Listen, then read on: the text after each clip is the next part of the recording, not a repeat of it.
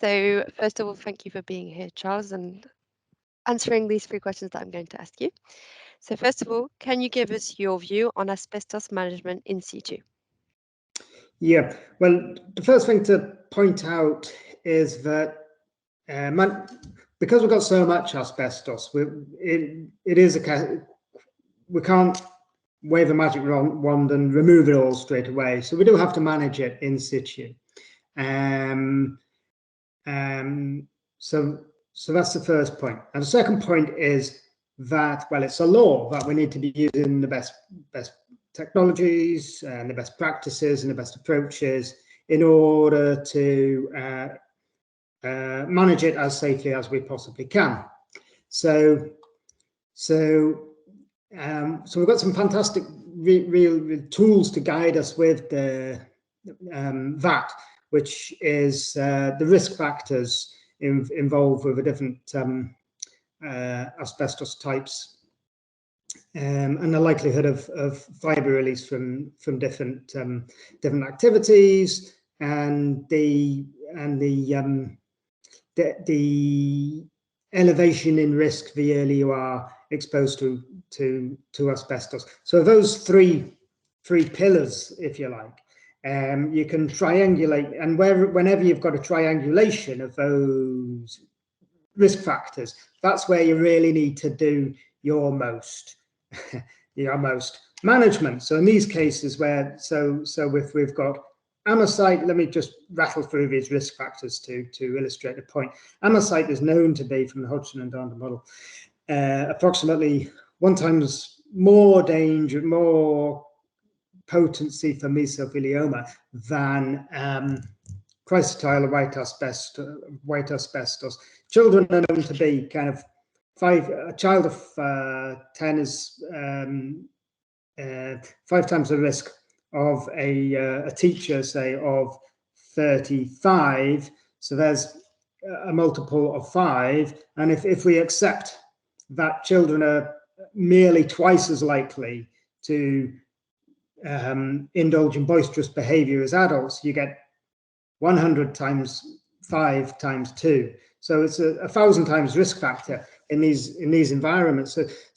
So where does that link to management in situ? Well, it's a case of clear prioritization. So it's,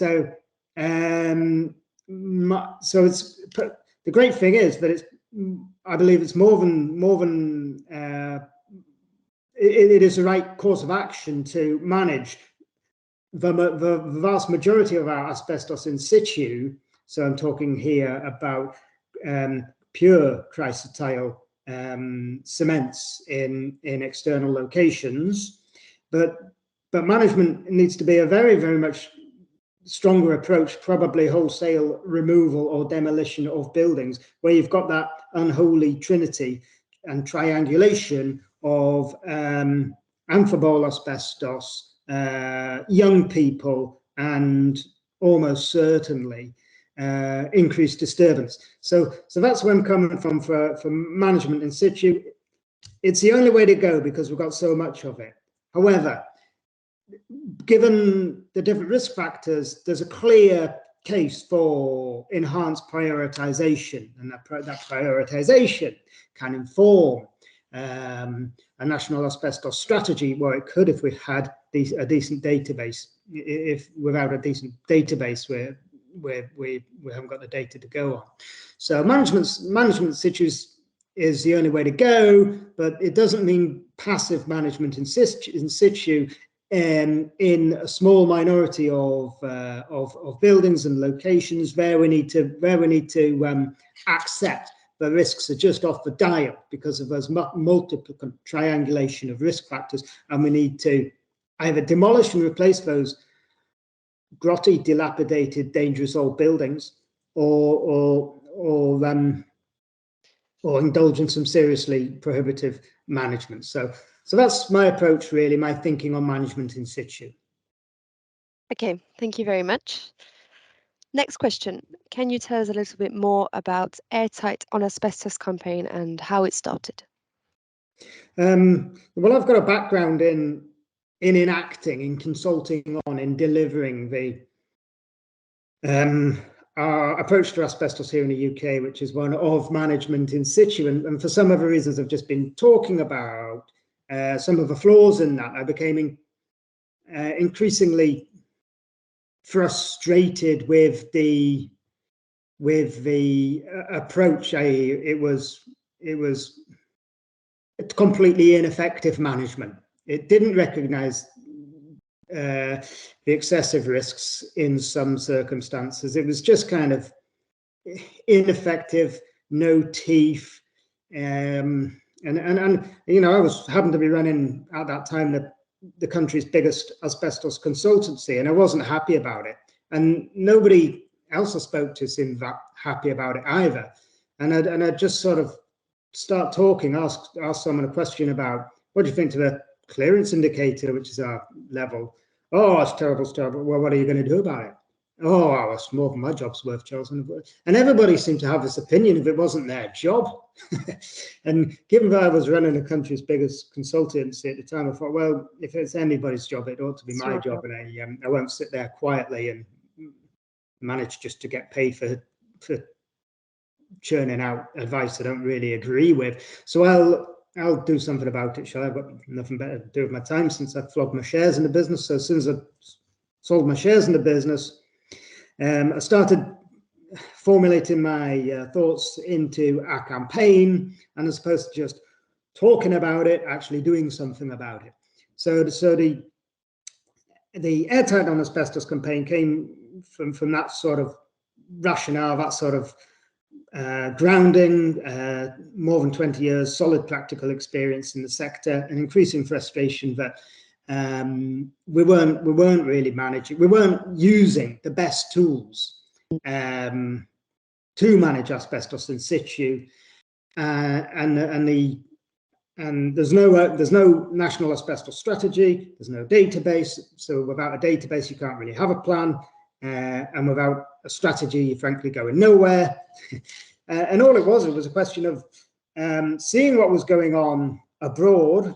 I was lucky enough to attend the European Asbestos Forum and became a strong advocate in Verifos of sharing the best practice, best approaches, best technology, and thought, hold on, if our law, and it is our law here in the UK, is to adopt best practice, then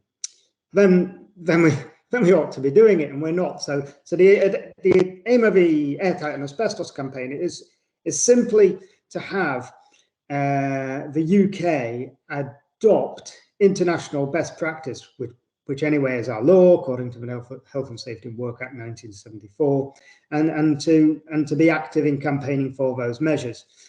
Because we've got more of a, and I say that against the background where the UK's got more asbestos in situ, more amphibole, high-risk asbestos in situ than anywhere else in the world. That's manifesting, that has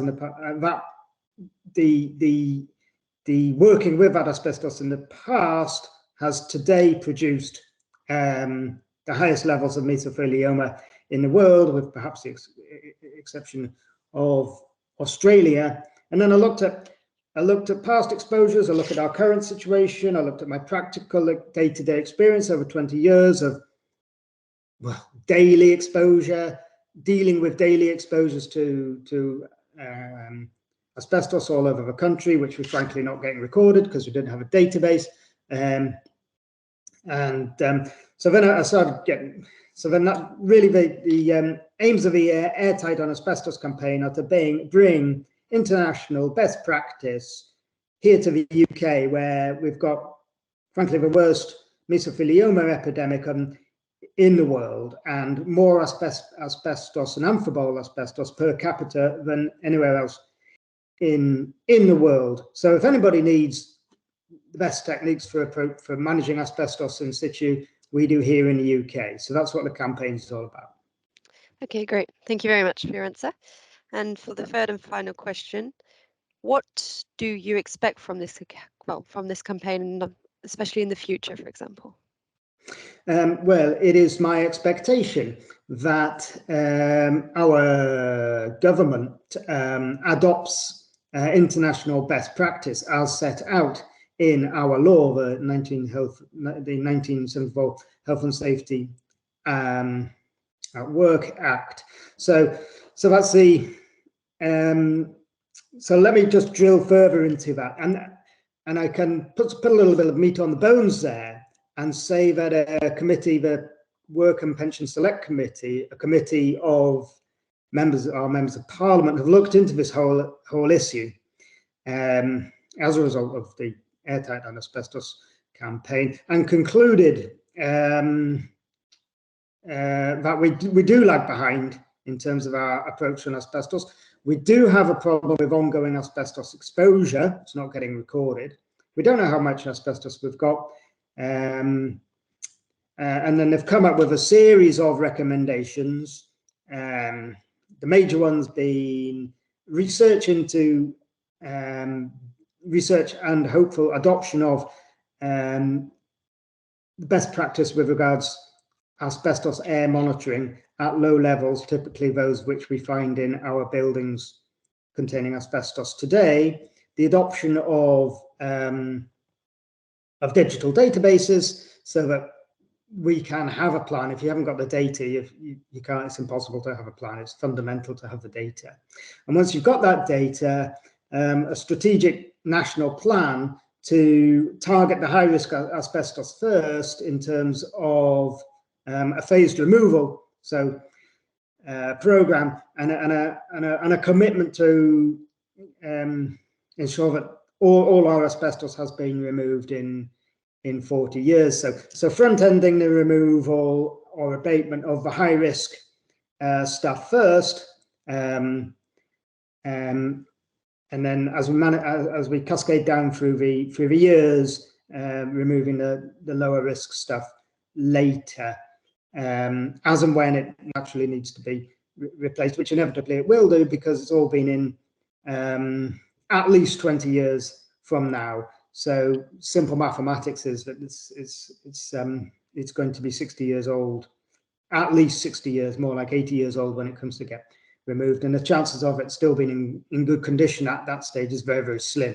So we have my expectation from this campaign is really summed up in those recommendations from the Work and Pension Select Committee, that our government through the Health and Safety Executive accept that their approach to asbestos in situ is flawed, totally inadequate, not protecting the public, not fit for purpose. A way of putting that is endangering people, and adopt those recommendations and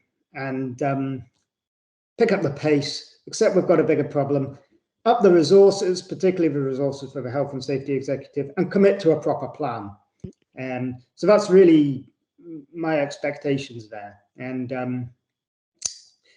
we shall carry on campaigning until we get somewhere. Okay, well, thank you very much. I don't know if you have anything else that you would like to talk about or would like to say.